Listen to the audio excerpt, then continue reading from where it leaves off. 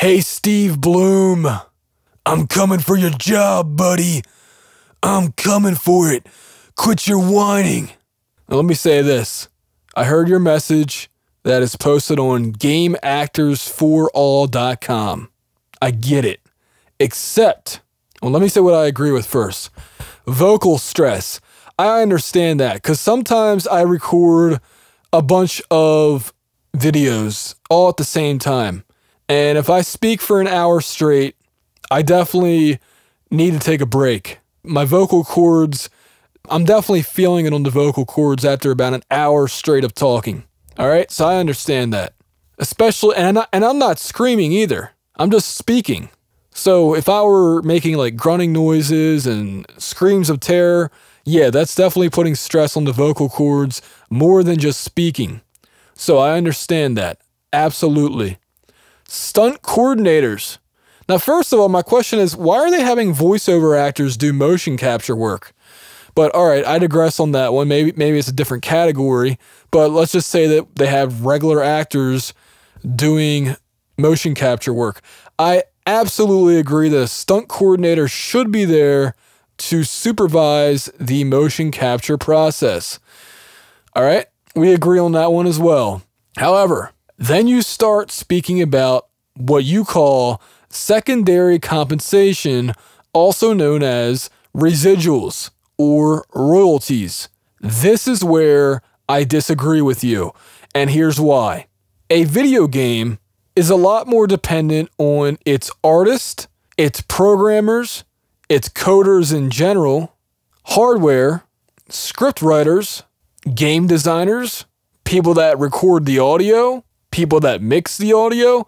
A video game is way more dependent on all of these things than the voice actor. It's not like a Hollywood film where people are buying video games because Kiefer Sutherland did the voiceover. No, people didn't buy Metal Gear Solid 5 because of that. They bought it because they liked the Metal Gear franchise, you know? So a name doesn't really have much draw in the video game industry.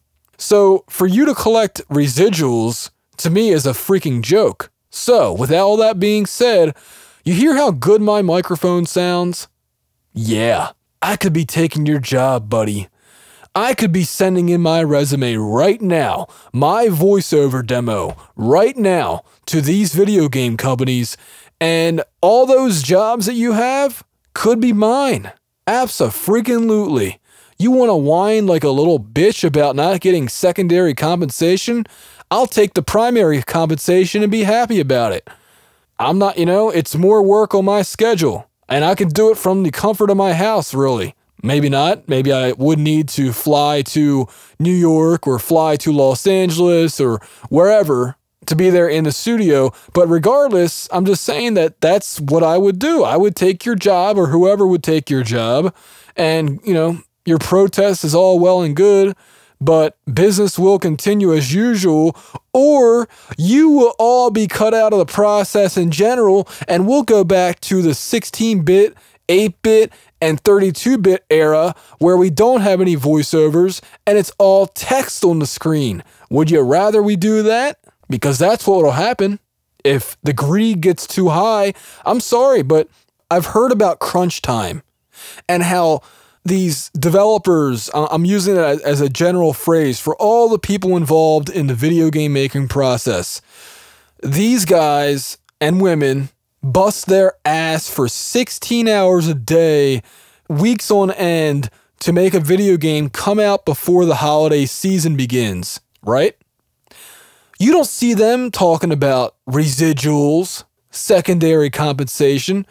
They're the people that make the game happen, not voiceover actors. I'm sorry, but they don't. Voiceover actors are like lowest rung on the ladder. And like I said, you all could be cut out of the equation like that and be replaced by text on the screen.